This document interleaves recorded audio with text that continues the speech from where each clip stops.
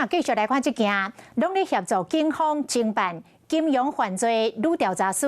这个月初四，伫高速公路出车祸死亡，引发着阴谋论。新竹地检署今仔日侦查到一个段落，开记者会来说明。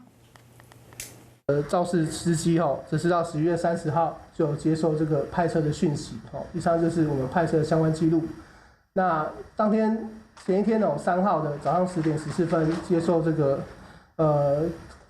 派车公司的通知那双方约凌晨2点4号凌晨2点出发。那为什么会约凌晨2点呢？其实从台湾虎航搭乘须知可以看得出来。因为7点的飞机提早2个半小时，所以可能要4点半左右就要抵达机场。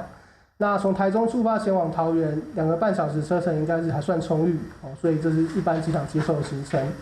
那专案小组有沿路调取相关的监视器、车便跟这个录影画面，可以看得出来，当时本案肇事车辆的行驶路线是从这个北屯敦富路那边接收客人之后，就直接上国道走快速道路。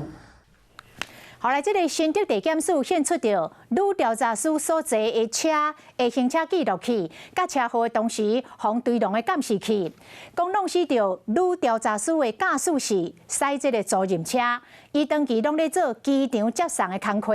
当天是来接送着10月31日，就已经注文要坐车的一对翁仔某，为台中出发要到桃园机场，因为赶无人机驶了有较紧，加上这个弯路视线去查着，才来追弄着女调查师所坐的车，甲伊弄死。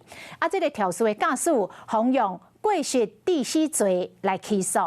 Hello， 我是林明瑞。想要抢先掌握最及时的新闻资讯吗？赶快订阅、按赞、开启小铃铛，锁定我们华视新闻的 YouTube 频道。